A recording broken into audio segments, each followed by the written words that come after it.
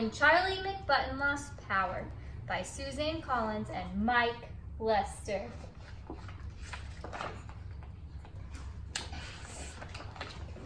Charlie McButton had likes and like-nots. The things that he liked involved handsets and bots, computerized games where he battled bad creatures. The things he liked not didn't have blow-up features. Then one day, a thunderstorm blew into town and brought his tech empire tumbling down. A lightning bolt struck an electrical tower and Charlie McButton, his whole world lost power. He looked right and his heart filled with dread. The TV, the lights, and his clock were all dead. He jumped to his feet, his lungs gasping for air. The room spun around and he clung to his chair. He tried to cry, help, but just managed to squeak. The blackout had blacked out his power to speak. Thank goodness his mother had ears like a bat. She came to his room and she gave him a pat. Oh, Charlie, she said, picking up on his fears. The lights will come back when the bad weather clears. You'll have to find something without plugs to play. Read a book, clean your room, sing a song, model clay. Could anything be any duller than clay? Soggy, gray clay on a soggy, gray day. He hated the way clay got under his nails and he could only make snowmen and snails. He dove for a gadget he'd outgrown last spring. It was handheld, outdated, not much of a thing. But he clutched the old toy like a lifeline that day. See, it ran on one battery. The size, AAA. He flicked the on-off switch to on double quick, but no happy humming sound followed the click. He unlatched a hatch and his blood turned to ice. The battery is gone from my backup device. World records were set in the 10-meter dash.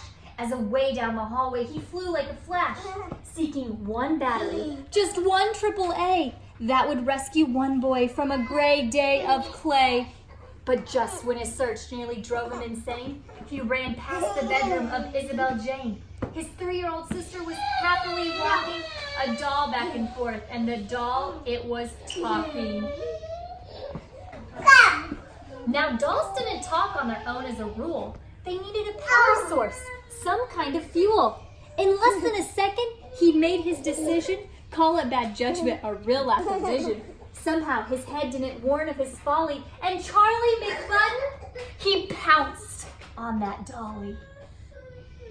He plucked out his prize through the baby doll's dress, and Isabel Jane made a sound of distress. It was just a short walk to the foot of the stair where resided the McButton time chair. To add to the fun of his turn in the seat, Isabel Jane came to play at his feet. And Isabel Jane, the battery queen, had more AAAs than he'd ever seen. They powered her puppies. They powered her clocks. They powered her talkative alphabet blocks. Assaulted by non-stop mechanical chatter, Charlie McButton got madder and madder. Ring, ring, ring. Arf, arf, apple. Cock-a-doodle-doo. Cuckoo. He snapped at his sister from his timeout time zone. How come you can't ever just leave me alone? Ready, set, go. Get, set, go. Her eyes filled with tears, and she gave them a rub. She went to the bathroom and hid in the tub. Then Charlie McButton felt totally rotten and couldn't help thinking some things he'd forgotten.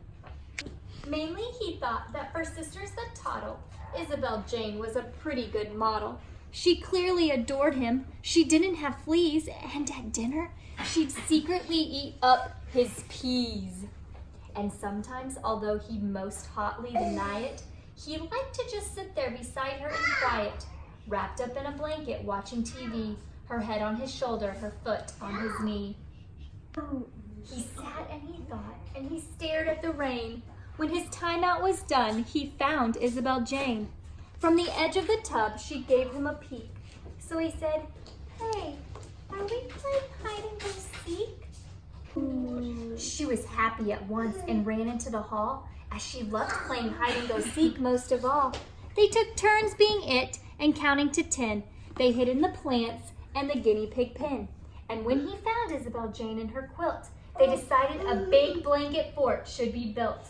Then the gloom made him think about dragons and spells. Charlie became the great wizard McSmells, and Isabel Jane, who desired a role, magically changed to his faithful old droll.